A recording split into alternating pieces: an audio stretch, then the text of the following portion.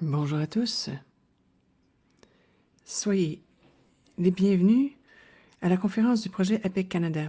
Je m'appelle Justin Kwan et je suis gestionnaire de programme du partenaire ici à la Fondation Asie-Pacifique du Canada.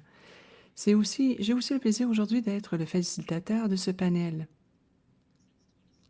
Depuis 2016, le projet APEC Canada voulait appuyer les micro, petites et moyennes entreprises en leur offrant de la recherche, de la formation, du mentorat et un programme afin de pouvoir appuyer la croissance et réduire la pauvreté. Après 4 ans de mise en œuvre avec nos partenaires en Indonésie, au Pérou, aux Philippines et au Vietnam, nous sommes en train de conclure la phase 1 de ce projet. Nous avons publié 13 articles, 14 sondages, 8 ateliers et un programme de mentorat pour les femmes entrepreneurs.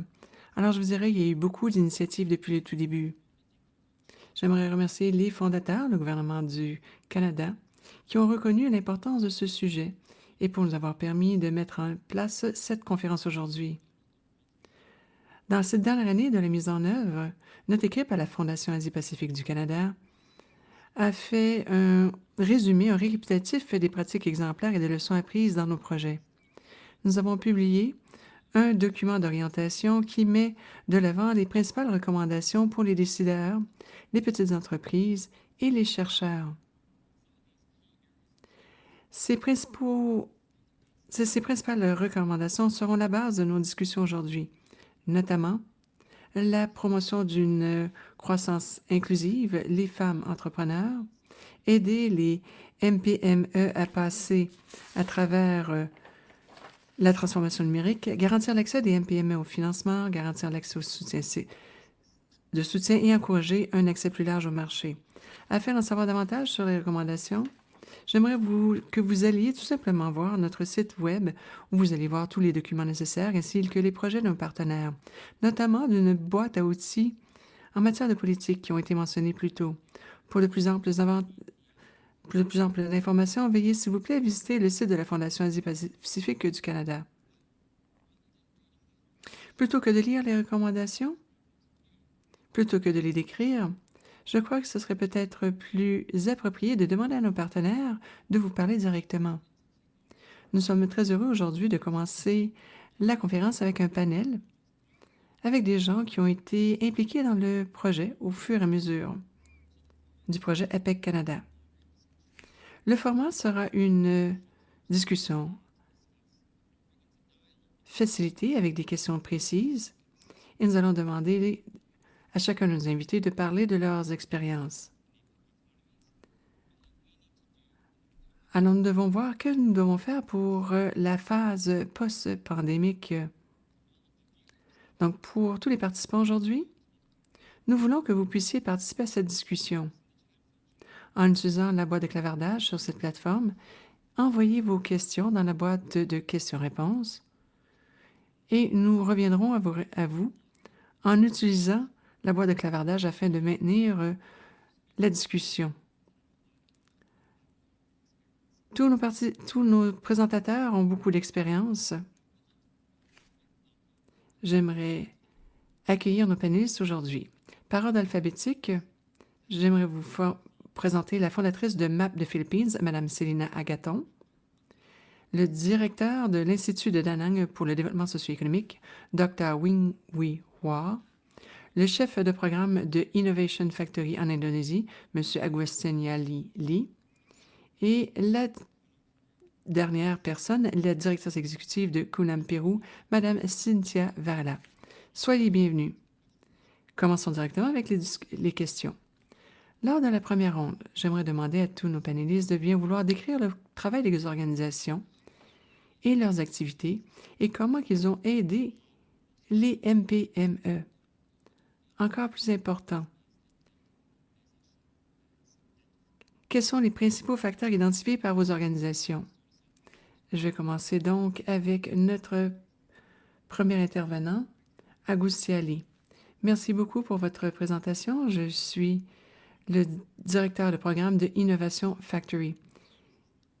C'est vraiment l'entreprise, plutôt le groupe le plus actif au sein du secteur textile de l'Indonésie.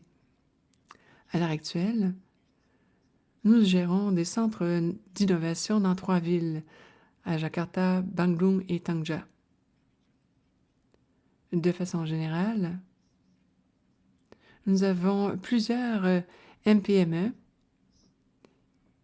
pour aider les entrepreneuriats. Depuis les 3 années de notre existence, nous avons aidé plus de 3000 entrepreneurs un peu partout en Indonésie. Nous avons plus de 1000 programmes pour les aider, afin qu'ils puissent développer leurs idées et pouvoir participer à l'économie de la région Asie-Pacifique et de l'Indonésie en général. Alors, je vais vous expliquer un peu quelles sont les principales barrières que nous avons pu identifier. Cela se résume à 3 défis principaux, notamment. Le premier, je crois qu'il est assez bien connu, c'est tout simplement l'accès au financement. Plusieurs de ces entreprises sont habituellement très petites. Ils n'ont pas beaucoup d'accès au financement. Parfois, les voies traditionnelles de financement, notamment par un prêt bancaire, n'est pas accessible. Deuxièmement, c'est l'accès au marché. Pour la plupart des MPME de l'Indonésie, nous dépendons beaucoup des communautés locales. Il n'y a pas vraiment de plateforme qui leur permet d'avoir accès à un marché plus large en Indonésie. Et vous savez, l'Indonésie n'est peut-être pas l'économie la plus importante au pays avec 270 millions d'habitants, mais nous couvrons une bonne superficie. Alors, on a beaucoup de défis face à nous. Et ce qui est de plus en plus important pour nous, en fait, l'un des plus importants problèmes que nous essayons de contourner, c'est l'accès à la technologie. Plusieurs des MPME sont au début de leur cycle d'adoption de la technologie. Nous essayons de les aider. Ils sont probablement les derniers à adopter certaines technologies. Cela leur permettra d'accroître leur opération, d'optimiser leurs coûts. Alors, je vous dirais que c'est peut-être les 3 principales barrières dans la région de l'Indonésie. Merci beaucoup. Ça ouvre vraiment bien la discussion aujourd'hui. Questions de suivi. Avez-vous des, disons, barrières plus spécifiques à certains secteurs? Oui, on en a. Alors, nous travaillons avec un sous-groupe de micro, petites et moyennes entreprises. Alors, nous avons développé l'écosystème dans le secteur textile. De façon générale, sont bien établis, mais lorsqu'ils sont en démarrage et dans l'écosystème que nous avons élaboré, ils ont de la difficulté à avoir accès à la communauté des MPME générales. J'ai l'impression que ces MPME font face à beaucoup d'enjeux. Ils ont dû trouver des solutions. Lorsqu'on regarde l'économie de l'Indonésie, le plus grand secteur au sein de l'Indonésie, c'est le secteur de l'agriculture. Plusieurs petits exploitants agricoles avec 1 ou 2 hectares de terre, des petites entreprises de pêche. Ils sont soumis à la saisonnalité. Ils ont de la difficulté à accéder au financement, à différents marchés. Alors, les difficultés sont assez, je dirais, importantes pour ce secteur. Cynthia, j'aimerais vous poser également la même question. Pouvez-vous décrire le travail de votre organisation et quelles sont les principales barrières pour les MPME dans votre région? Au Pérou, Kunam a vu le jour en 2014. Nous sommes une plateforme qui fait la promotion de l'entrepreneuriat au Pérou. Nous avons une division locale pour le développement durable. Nous avons établi un réseau de près de 300 entreprises sociales. Nous essayons de les soutenir pour qu'elles aient accès au marché. Car chez nous aussi, nous avons des barrières et des obstacles, notamment l'accès au financement est l'un des enjeux les plus importants. Donc, il semble que toutes les MPME font face à ce problème.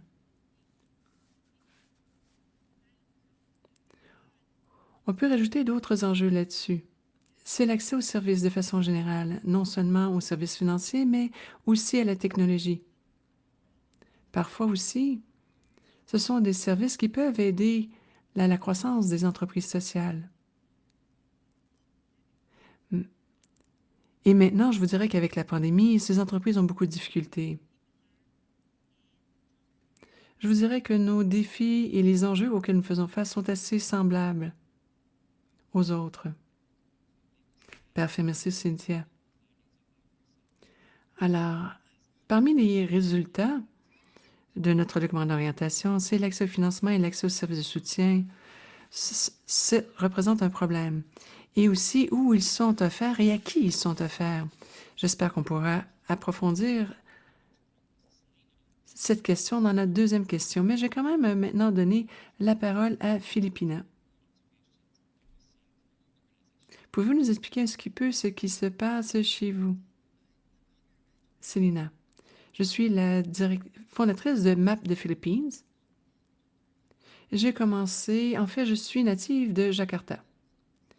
J'ai étudié l'écosystème dans tout le secteur et j'ai amené cette méthodologie aux Philippines. Je travaille dans le secteur humanitaire. Nous travaillons aussi avec des logiciels avec des données ouvertes. Cela peut aider à la coordination entre les différents secteurs, ainsi qu'à surveiller certaines activités et essayer de mesurer les impacts dans les collectivités. Ce que nous voulons faire, c'est de redynamiser la région, soutenir les communautés dirigées par les femmes, afin qu'ils puissent tirer profit de la prospérité dans leur région. On sait que très souvent, les femmes sont centrales à la durabilité économique de vos régions. Et souvent, on les oublie.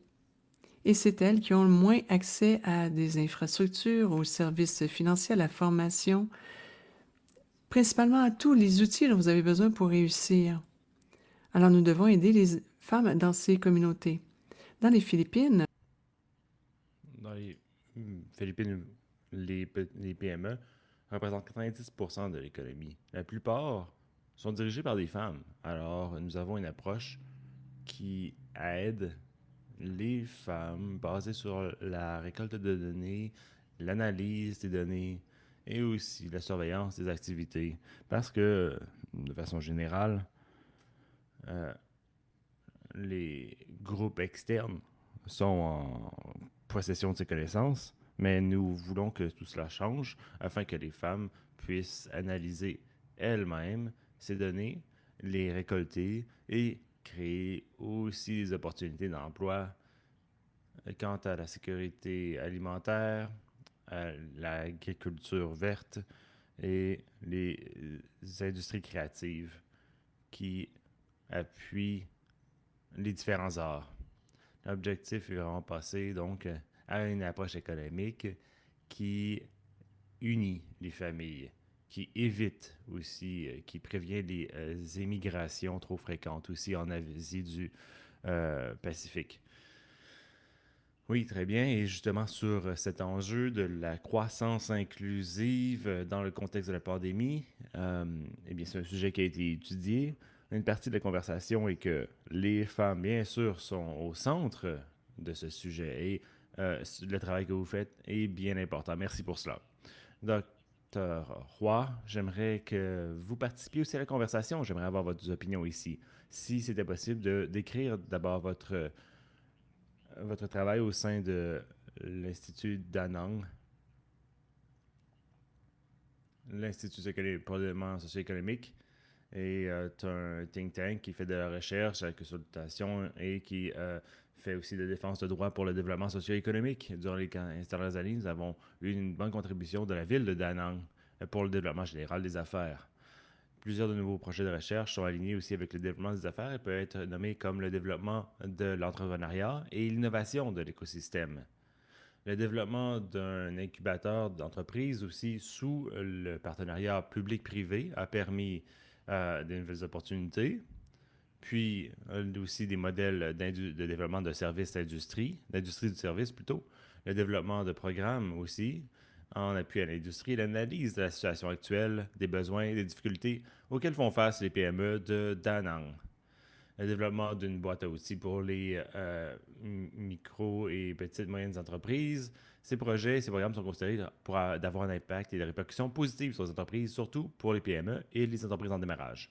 En ce qui a trait aux micro et petites entreprises vietnamiennes aussi de petite taille, le nombre de micro-entreprises représente 70% des entreprises totales. Ainsi, elles font face à différents défis quant à leur présence, leur existence plutôt dans un marché des capitaux, surtout sur leur présence sur un marché international et global. Basé sur tout cela, les autorités locales, les organisations de tout type peuvent mettre la main à la roue. Plusieurs ont mentionné que l'accès au soutien technique et financier du gouvernement ou d'autres entités peut être plus difficile. Ainsi, elles ne sont pas en mesure d'atteindre leurs objectifs. Cette transformation numérique de l'industrie 4.0 est le plus grand défi auquel fait face le développement durable dans ce secteur. Finalement, les micro et petites et moyennes entreprises manquent d'ambition et de connaissances sur les marchés et l'intégration économique internationale.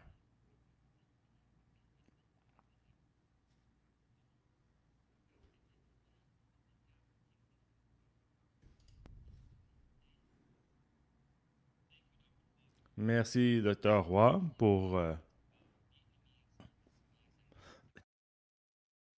merci pour vos propos, oui, surtout sur l'intégration des micros et petites et moyennes entreprises. Une de nos recommandations est justement d'encourager d'investir davantage de ressources dans le marketing et la distribution d'informations en soutien et sur les programmes qui existent aussi, bien alignés aussi à vos commentaires ici qui ont été émis. Maintenant que nous avons établi le travail, j'aimerais contextualiser avec cette prochaine question le travail que vous faites et ce qui se passe dans le monde avec la pandémie mondiale. Donc, pour nos panélistes, j'aimerais vous demander tous comment la situation et le rôle des micros et petites moyennes entreprises ont-elles changé ou évolué au cours des dernières années dans vos économies respectives et quels sont les problèmes que vous entrevoyez qui sont exacerbés par cette crise mondiale à laquelle nous sommes tous confrontés en ce moment? Pour le deuxième tour, Selena, pourquoi ne pas commencer par vous d'abord? Eh bien, d'abord, nous avons besoin davantage de données, surtout que durant la pandémie, c'est tellement un enjeu. On sait que la majorité des micros et petites et moyennes entreprises ne sont pas enregistrées dans leur pays pour différentes raisons. Alors que les sondages démontrent que les Philippines sont l'économie du freelancing, là, des travailleurs autonomes du monde à raison du niveau élevé de compétences et de capacité à parler l'anglais, eh bien, c'est tout de même difficile de planifier une récupération ou une reprise sans exactement savoir où se trouvent ces communautés. Nous savons que durant les premières phases de la pandémie, avec la dépendance de l'économie sur le tourisme, c'était plus difficile. Ces économies ont été vraiment paralysées. L'industrie manufacturière aussi n'a pas exercé un effet de levier aussi important que d'autres pays membres. D'un point de vue positif, le ministère du Commerce et de l'Industrie a créé plus d'1 millier de ces centres des affaires partout au pays afin d'être plus représentés. Il y a une politique d'affaires aussi qui permet aux petites et moyennes entreprises et aux micro-entreprises aussi de ne pas payer d'impôts en obtenant aussi accès à des ressources, du crédit et des formations.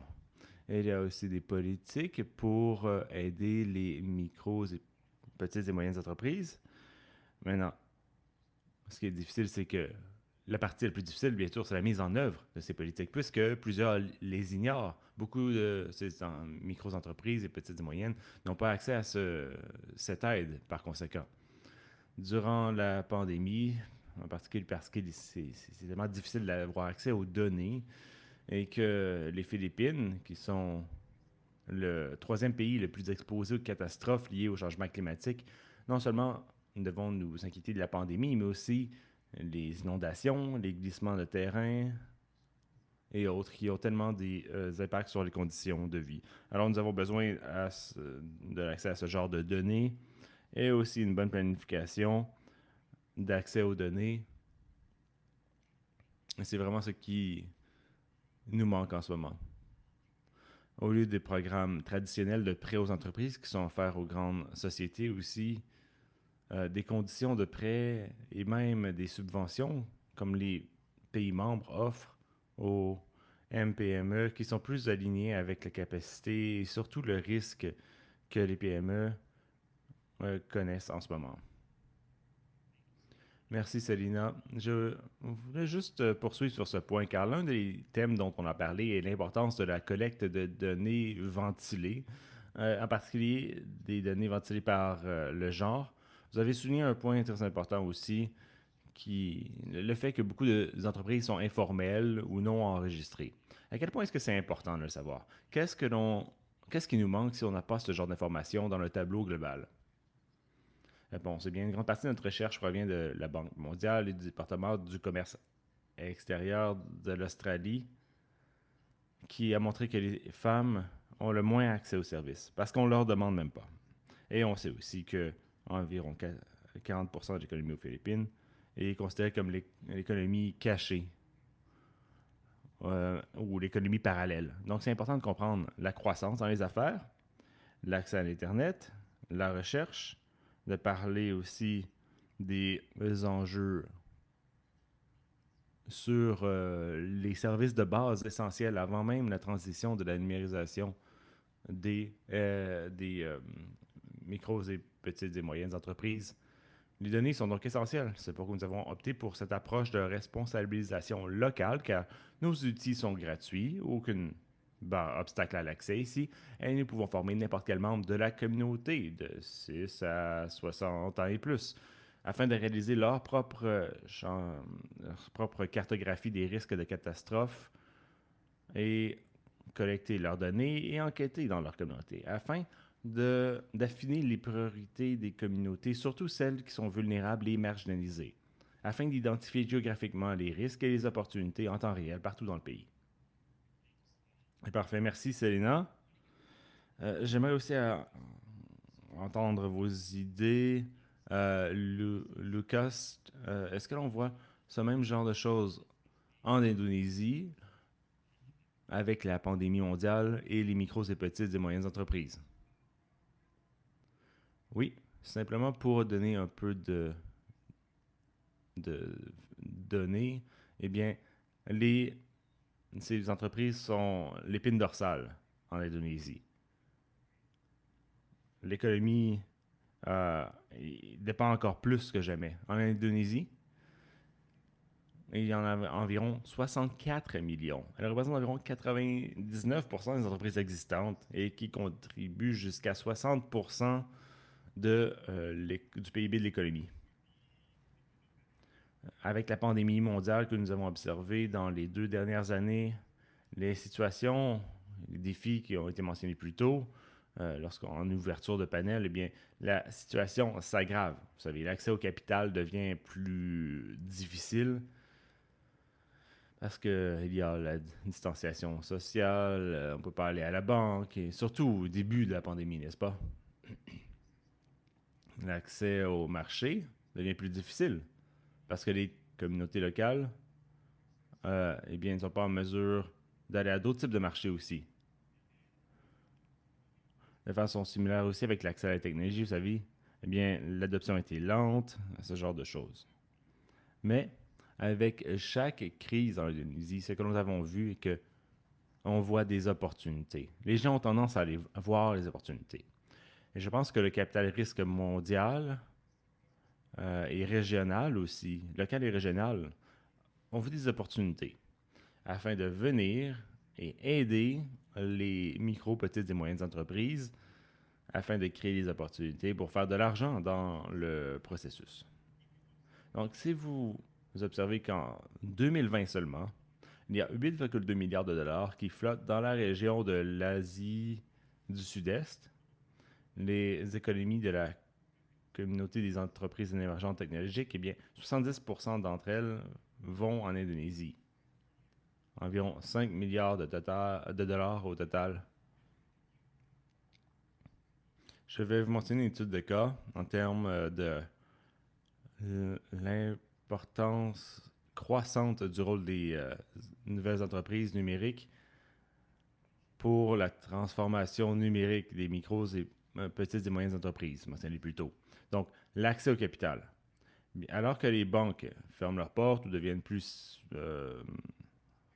sélectives en termes de prêts qu'ils font, eh bien, il y a une tendance au développement des fintechs qui ont de nouvelles avenues, de nouvelles plateformes pour le capital. Par exemple des prêts entre pairs, accès aux agriculteurs, aux pêcheurs, qui ne seraient pas en mesure de le faire. Avec le processus numérique aussi, de faire les choses. La distanciation physique, les interactions ne sont plus un moyen, plus un obstacle plutôt au prêt. Deuxièmement, l'accès au marché. Il y a de grands acteurs comme Tokopedia, Luka, qui grandissent beaucoup, très, très rapidement. En Indonésie, en fait, Tokopedia seul servent environ 7 millions de marchands avec 200 millions de produits sélectionnés. Ils sont accessibles à 275 millions d'Indonésiens à travers l'archipel. C'est donc plus simplement l'accès aux communautés locales. Je pense que ces exemples une bonne idée sur quelles sont certaines des solutions potentielles afin de répondre à ces défis. Très bien, merci Sekou Saré. Je vois beaucoup de parallèles aussi établis entre ce que Célina a mentionné et ce que vous avez mentionné. J'aimerais avoir une troisième opinion ici avec le Dr Roy dans la conversation. Comment est-ce que la situation entre des micro, petites et moyennes entreprises ont évolué au Vietnam? Après 35 ans de réforme, le rôle des micro, petites et moyennes entreprises dans l'économie se sont graduellement améliorés. Le secteur privé est devenu une force vitale de l'économie. Les entreprises dans lesquelles les entreprises, 90% étant des PME, ont été identifiées comme étant le cœur de la force du moteur du développement économique. Depuis le début des années 2020, la pandémie de COVID-19 a eu un impact négatif sur les entreprises au Vietnam. La pandémie a eu des impacts sur différents secteurs, tels que l'accès aux consommateurs, et a réduit aussi les marchés intérieurs et internationaux, a réduit les revenus, a augmenté les risques de créances et réduit la disponibilité de la main-d'œuvre, a perturbé les chaînes d'approvisionnement, etc. Le nombre d'entreprises a diminué. On estime qu'environ 100 000 de ces entreprises ont fermé leurs portes de façon permanente. Selon moi, certains enjeux que l'on devrait considérer dans le contexte de la crise mondiale en ce moment pour les entreprises et pour aussi ceux qui supportent les entreprises sont d'abord promouvoir l'accès aux ressources financières. La production et les opérations des entreprises ont été réduites à cause de la pandémie. Les entreprises, par conséquent, doivent obtenir davantage de capital pour reprendre nos activités et se développer après la crise.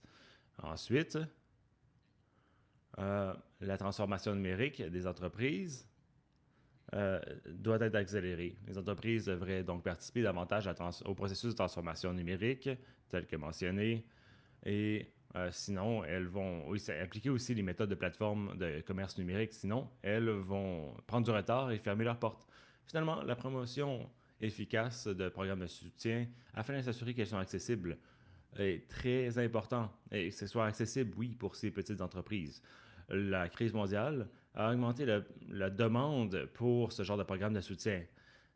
Toutefois, tel que mentionné, les Vietnamiens sont moins intéressés, les micro, petites et moyennes entreprises vietnamiennes sont moins intéressées à ce genre de programme.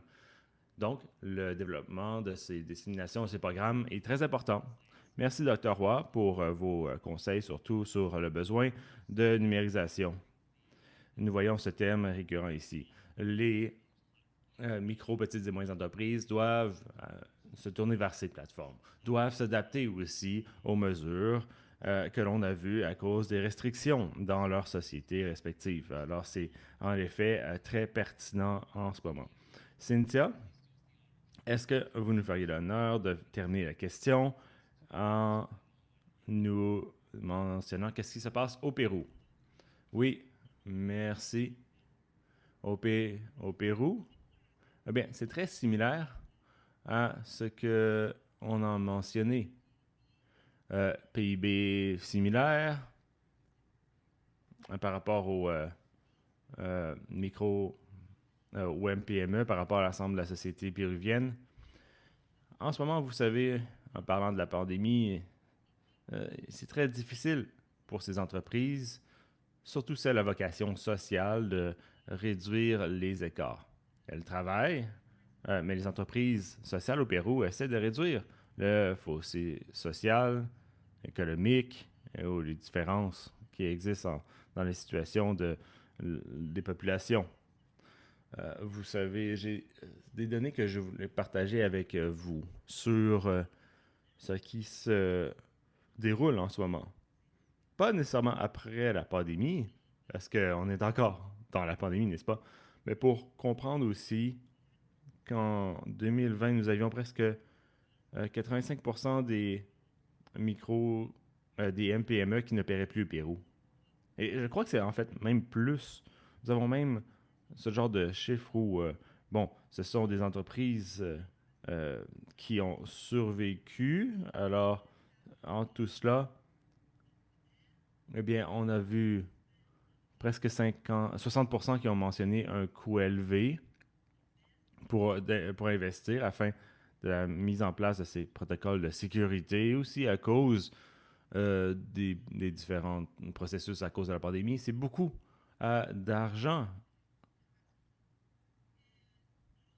Non seulement cela aussi, mais plus de 50% d'entre eux doivent collecter les factures aussi pour le lavage, pour continuer à travailler, bref, tout cela. Et plus de 50% aussi, c'est sur la production pour continuer à travailler. Et 45%, en fait, celles qui ont survécu ont perdu leur capital de travail, leur fonds de roulement. Donc, c'est plus difficile de réduire les écarts avec les entreprises sociales.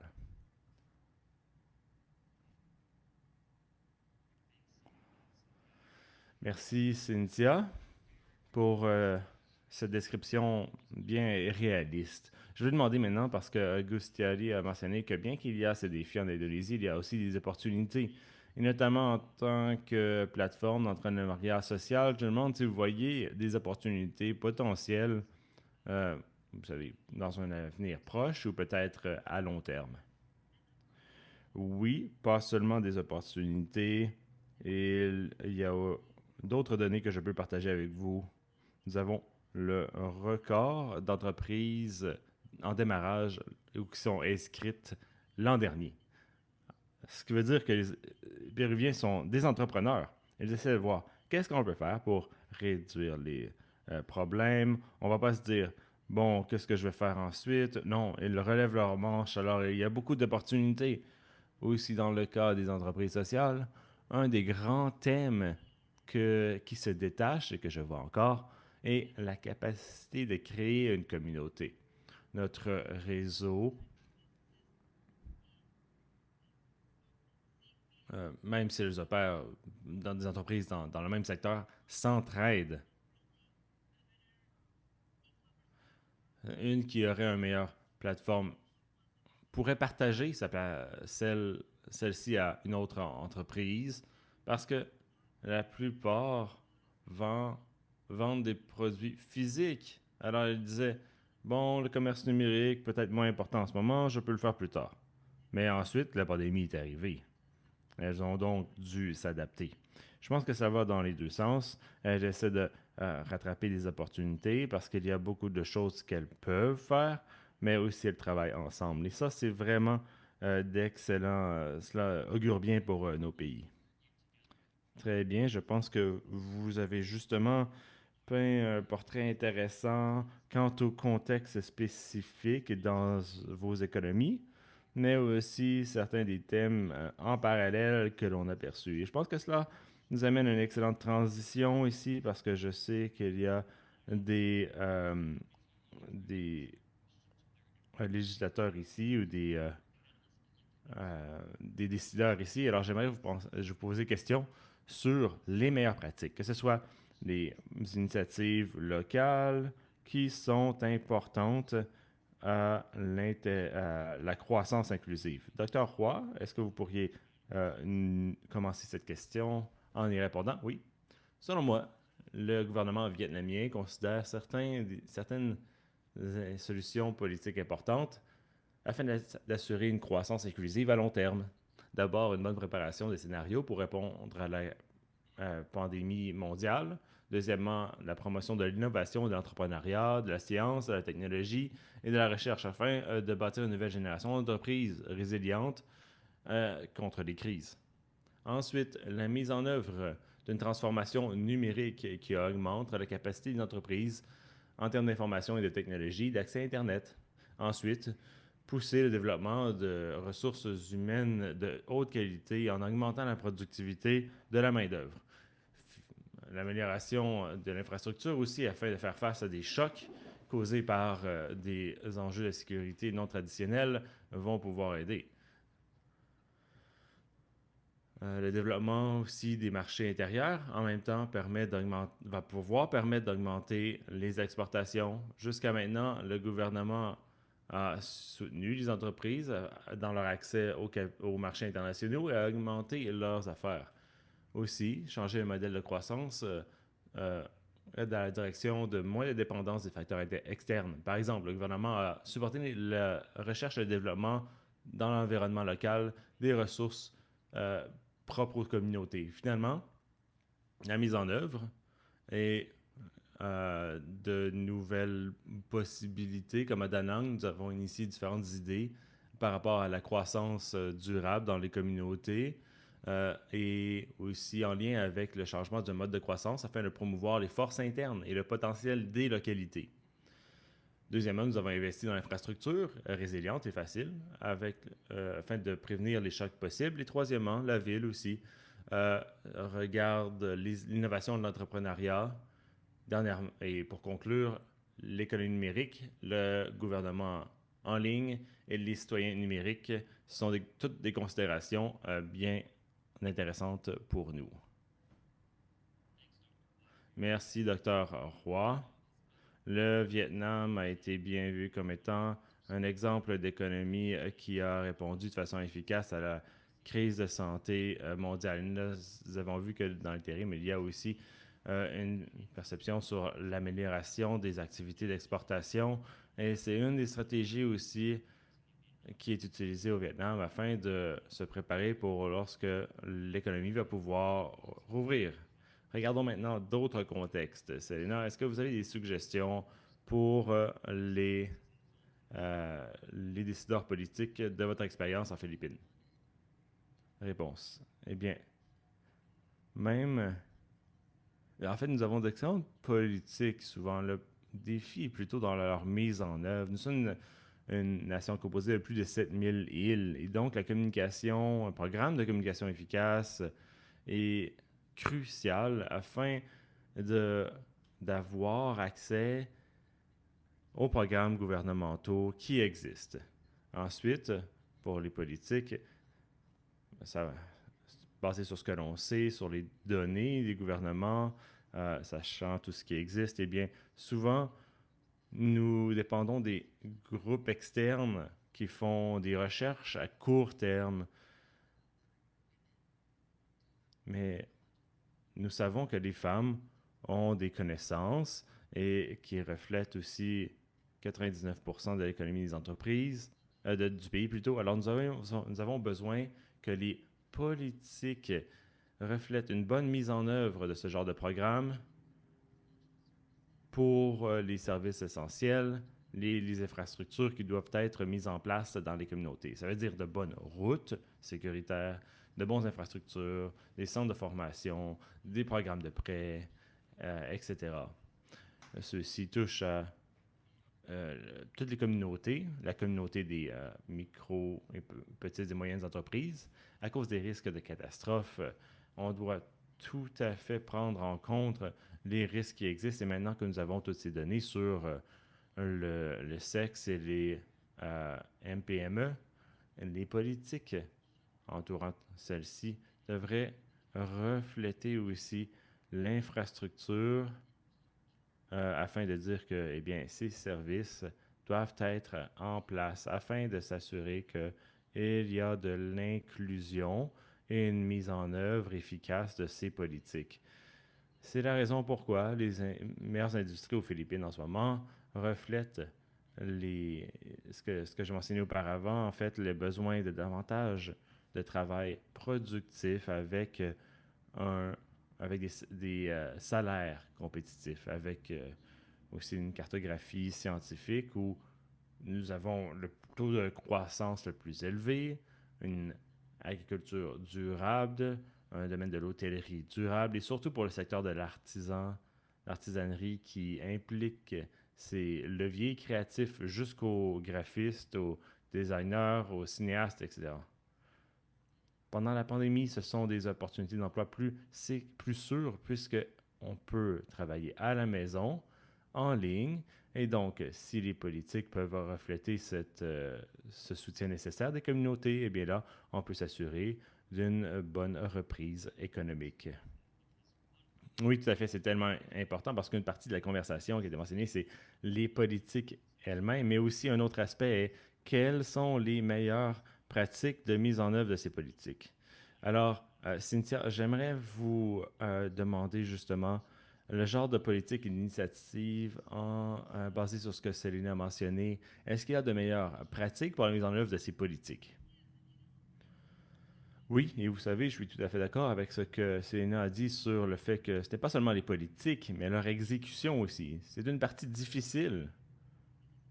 Vous savez, ici, à cause de la COVID, le gouvernement a essayé de mettre en place différents scénarios, de dire, bon, le soutien à l'emploi, tout cela, mais je ne pense que ce n'est pas assez, parce que la plupart d'entre elles, eh bien, d'abord, je vous ai mentionné de ces politiques et le fait qu'elles étaient surtout pour les entreprises formelles. Et par conséquent, c'est très difficile si on veut aider toutes les entreprises, toutes les MPME au Pérou. Elle essaie de donner différents types de crédits, de garanties, de nouveaux prêts, de créances, des programmes différents aussi dans le pays qui permettent Turismo Reactiva, ce genre de programme dans différents types de secteurs. Mais comme je l'ai dit, même avec de l'emploi, ils essaient de donner, comme j'ai mentionné, des opportunités aux entreprises afin de ne pas avoir à dépenser trop d'argent. Mais ça aide les employés, oui, ça aide l'entreprise. Mais ceux qui ont besoin de travailler ensuite, bien, je pense que ça fait partie de... Bon, je ne sais pas si c'est une meilleure pratique. On essaie de faire de notre mieux, ça, je le sais. Mais l'exécution est tellement importante, mais c'est ce qui fait défaut parfois. Il y a un dernier terme. Finalement, aucune de ces politiques ont été vraiment coordonnées avec un système. C'est comme si le gouvernement voyait un seul sujet à la fois, mais ne considère pas que, en fait, elle ne fonctionne pas seule. Même les entreprises doivent essayer de comprendre ce dont elles ont vraiment besoin avec différents types de gouvernements et d'institutions, d'organisations sociales, tel que mentionné. Donc, c'est très, très difficile. Nous essayons de promouvoir le fait de travailler ensemble, non seulement le secteur public, privé, la société civile et le secteur universitaire.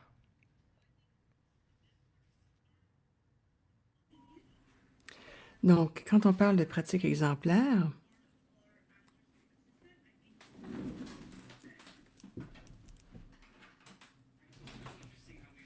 c'est très intéressant de voir comment on a élaboré ces discussions. On a commencé avec les politiques. On parle maintenant à la mise en œuvre de ces politiques. Alors, j'aimerais maintenant parler de la coordination de l'écosystème entre les différents acteurs. Alors, j'aimerais que vous passions à quelques commentaires de clôture. Mais avant de passer aux commentaires de clôture, j'aimerais savoir, quelles seront les politiques de croissance en Indonésie? Je suis tout à fait d'accord avec les autres panélistes. Mais j'aimerais rajouter quelque chose de plus là-dessus. Pour réussir à avoir un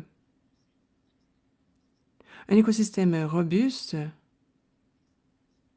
ce genre d'investissement, alors on a vu qu'il y en a plusieurs qui sont participants de ce genre d'investissement dans le contexte de l'économie Indonésie. Avec ce type d'investissement, on a vraiment le meilleur retour sur l'investissement. Pour chaque dollar que vous investissez, vous allez avoir des retours assez importants. On a plusieurs exemples depuis la pandémie. Vous avez parlé de développement de politiques et de mise en œuvre. De notre point de vue, nous croyons que l'écosystème des entreprises en démarrage dans le secteur technologique, enfin, les différents joueurs sont des agrégateurs de capital, ils ont accès au talent, ils sont capables de mettre en place ce qui se passe, et ça sur le terrain. Je vais vous donner 2 exemples. Lorsque la pandémie nous a frappés, tout simplement, il y a eu un confinement et en Indonésie, ce n'était pas différent. On a vraiment fermé le secteur de la restauration, ils ont été durement touchés. C'était un choc. Personne ne pensait pouvoir payer les salaires. Mais ce qui était intéressant par la suite, c'est qu'on a réussi à développer des investissements dans notre écosystème et on a pu mettre en place une infrastructure ou un réseau de chaînes d'approvisionnement. Alors, pour ceux qui ne le savent pas, dans les entreprises en démarrage, il y a des millions de chauffeurs de Uber dans toutes les villes en Indonésie. Alors, ils ont pu soutenir la communauté universitaire qu'ils desservent. Ils ont mis en place un réseau de distribution. C'est un réseau non seulement efficace, mais rentable. Et je vous dirais que la plupart des joueurs ont été capables de survivre à la pandémie en raison de l'existence de ces systèmes. Deuxième exemple, on a cette nouvelle entreprise en démarrage qui est apparue, qui s'appelle Bu. Il s'agit tout simplement d'un logiciel de comptabilité. Elle a été fondée en 2019. C'est une entreprise qui a déjà 2 ans. Ils ont pu obtenir près de 20 millions de dollars en capital. Mais ce qui est vraiment leur réussite, c'est la mise en œuvre. Dans leurs 2 ans d'expérience, ils ont pu joindre 3,5 millions de personnes. Ils ont permis à des petites entreprises, des entreprises dans les quartiers en Indonésie, de faire de l'argent. Alors, ils sont présents en 750 villes et villages. Ils offrent des services dans la ville. Parfois, les gouvernements ont de la difficulté à joindre ces groupes de gens. Et comme j'aimerais ajouter mes recommandations à celles des autres panélistes. Nous devons encore poursuivre avec ces investissements. Là, rapidement, avant de passer aux commentaires de clôture, vous avez parlé de l'importance d'un écosystème d'entreprises en démarrage technologique robuste. Avec la numérisation dans le sud-est asiatique, pouvez-vous nous parler un peu de l'infrastructure, notamment les ingrédients nécessaires pour qu'on puisse mettre en place un écosystème robuste et l'aider à voir le jour? En fait, il y a plusieurs éléments qui le composent. Mais étant donné qu'on est un peu serré dans le temps, je parlerai plutôt de l'accès au financement. Dans cet écosystème, c'est une question de la poule ou de l'œuf. Qu'est-ce qui vient en premier? Au tout début, les entreprises d'investissement n'étaient pas très attirées par le marché. Mais comme n'importe quelle petite et moyenne entreprise, il avait besoin d'un mentor et on a mis beaucoup l'accent sur les programmes d'entrepreneuriat pour les aider à se développer, essayer de valider leurs idées, puis à partir de là, avoir accès au financement sous de différentes formes et leur donner aussi le soutien afin qu'ils puissent aussi procéder au recrutement. Je vous dirais que c'était les deux principaux éléments de cet écosystème en développement. Parfait, merci beaucoup. Dans la dernière partie de notre séance, j'aimerais donner à tout le monde la possibilité de réfléchir et de voir quel avenir se présente à nous. Alors, je vais faire un tour de table assez rapidement avec nos panélistes pour leur mot de la fin, principalement en pensant à notre question, notamment, que pensez-vous? Quels sont les principaux points qu'on pourrait mettre de l'avant pour les petites et moyennes entreprises, pour votre économie? Ou peut-être un commentaire général. Cynthia, pouvez-vous commencer? Oui, sans aucun problème, Justin. Je crois que nous sommes tous d'accord qu'en bout de ligne, l'accès au financement pour créer notre marché, des subventions générales, c'est important. Mais ce n'est pas la seule chose que nous devons faire. Je crois que nous devons travailler au sein des collectivités, non seulement avec le gouvernement, mais aussi avec le secteur privé, différents types d'organisations, afin de leur donner les bons outils et permettre aux petites et moyennes entreprises de survivre. À l'heure actuelle, mais on doit aussi leur donner la possibilité de croître. Comme on l'a déjà mentionné plus tôt, on doit leur donner le soutien technique nécessaire pour qu'ils puissent accroître leur portée. Leur donner aussi les compétences dont ils ont besoin ainsi que les capacités pour les aider à s'adapter au nouvel environnement. Je crois que si nous travaillons main dans la main et non pas de façon isolée, je pense que cela présente un avenir plus certain, non seulement pour notre économie, mais pour toutes les économies. Super. Donc, moins de travail en cloisonné et beaucoup plus de coordination un peu partout. Exact. Monsieur Dortowak, avez-vous des commentaires pour terminer?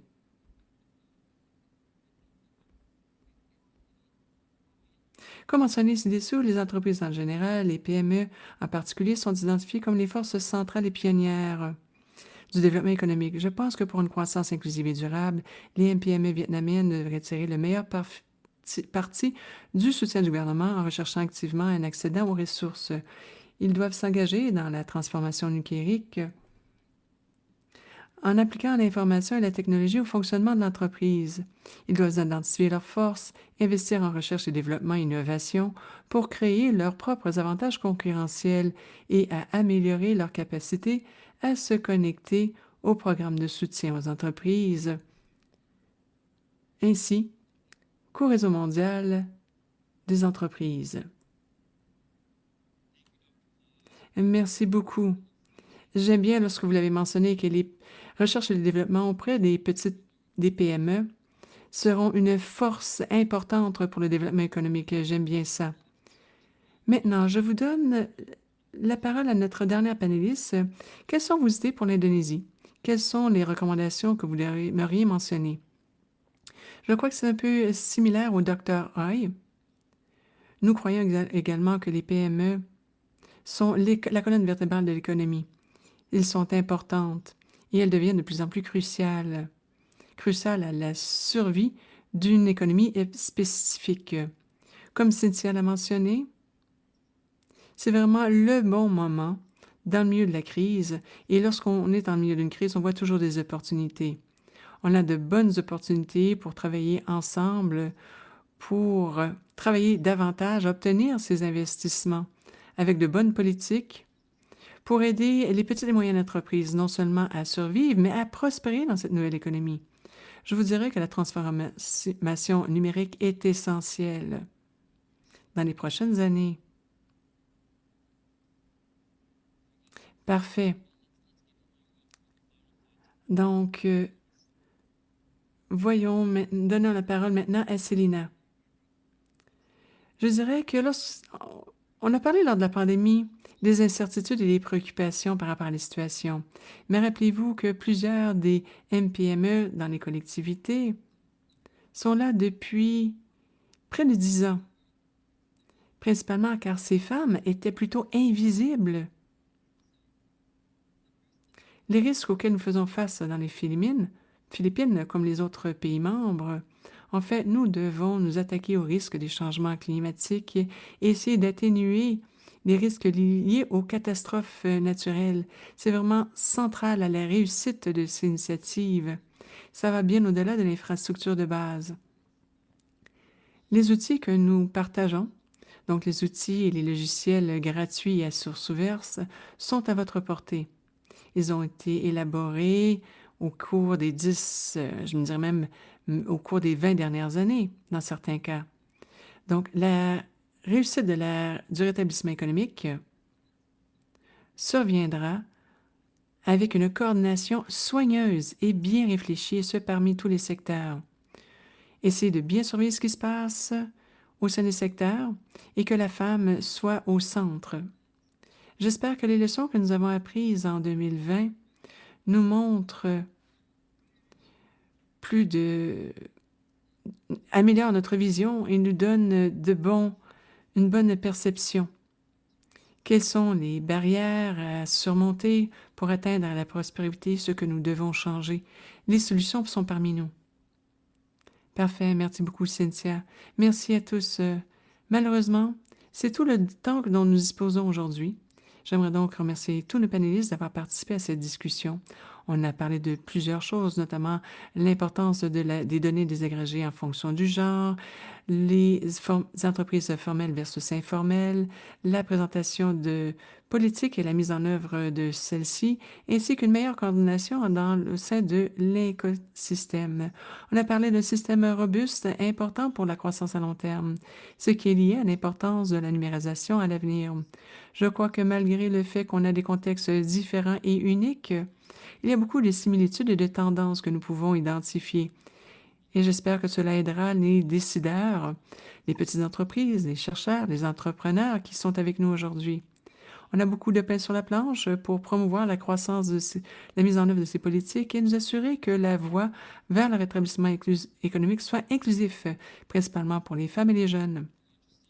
Si vous êtes encore intéressé à en apprendre davantage, on a d'autres opportunités de participer dans les différents thèmes et les sujets abordés aujourd'hui. Certains de nos panélistes resteront pour 15 minutes dans la section réseautage de la plateforme. Restez à l'affût si vous voulez leur parler. Demain, nous aurons aussi une séance de réseautage formelle où vous pourrez parler avec plusieurs des participants dans nos kiosques, à nos panélistes et évidemment aux conférenciers. Encore une fois, j'aimerais remercier tous nos panélistes pour leur temps, étant donné qu'ils ont des horaires assez intensifs. Merci aussi à nos participants aujourd'hui pour avoir posé vos questions et avoir participé à nos discussions par la boîte de clavardage. Et évidemment, merci beaucoup au gouvernement du Canada pour avoir financé ce projet. Nous commencerons notre séance sous peu, intitulée « Les réflexions pour l'entrepreneuriat, les femmes, le genre et le mentorat ». On aura la Fondation Cherry Blair avec nous. Veuillez cliquer sur le panel dans votre ordre du jour. Jusqu'à demain. Ayez une bonne journée et merci beaucoup d'avoir participé à notre séance aujourd'hui. Au revoir.